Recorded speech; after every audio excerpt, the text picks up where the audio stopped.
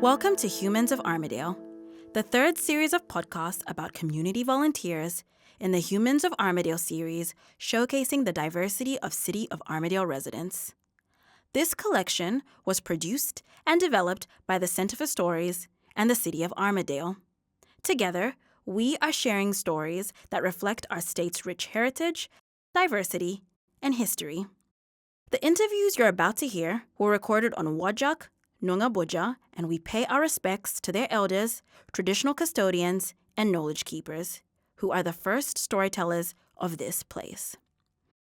22 City of Armadale residents were interviewed by Center for Stories to tell us a story of their volunteering experience. In this episode, we introduce Ted Watts. I started volunteering when I was actually in Hammersley some 45 years ago, and went from there down to Augusta, and I joined the local Lions Club there, and that was 34 years ago, and I've been volunteering all the time on that. I was in Boyabrook, then I moved back to Perth with my wife's illness, and I've been volunteering in the City of Armadale since then, and it's been a very, very pleasurable time to actually sit there and watch people do things that you've actually taught them how to do.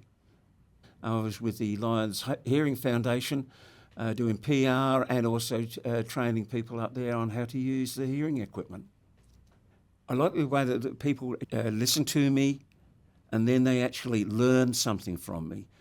And it gives me some self-esteem as well, the fact that I've passed on some of my knowledge.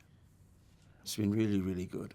I was asked to become a community member on the Grovelands Primary School, and I've been there for something like 7 or 8 years now, and this year I'm the chairperson for it. And I enjoy helping the children. While I was there, I was actually also doing mentoring until COVID hit.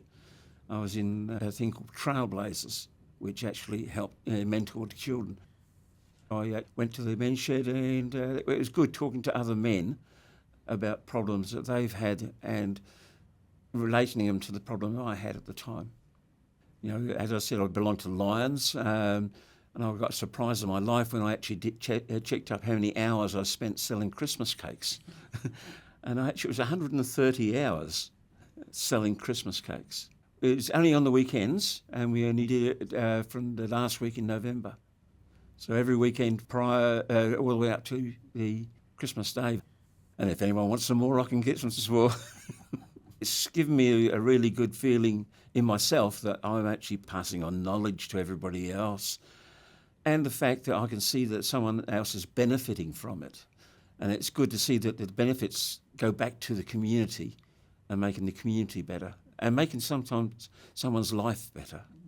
You know, I remember a few years ago, we actually helped a young lady that was trying to get a job, but she had to know about iPads. So the club brought her an iPad, and then a few weeks later, she had a job, which is, beneficial for her, but it was beneficial for us because we actually got another person back into the workforce. Fathering Project is where it works with primary school children.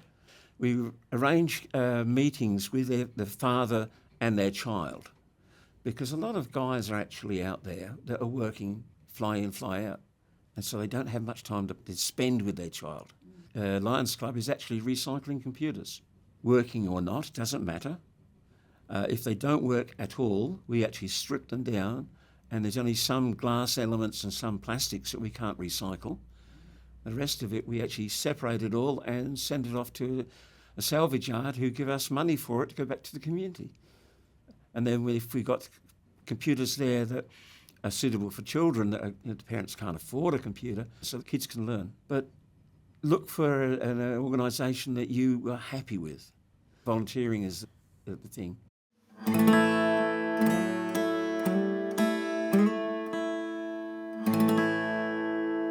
Thank you for listening. This project was funded by the City of Armadale and produced by Center for Stories. Center for Stories is a not-for-profit organization with charitable status. Our team is small and nimble, and we love what we do. To help us to continue to support diverse storytellers, consider a small donation. You can donate at centerforstories.com. This podcast was produced by Center for Stories and sound engineering by Mason Velios. Thank you.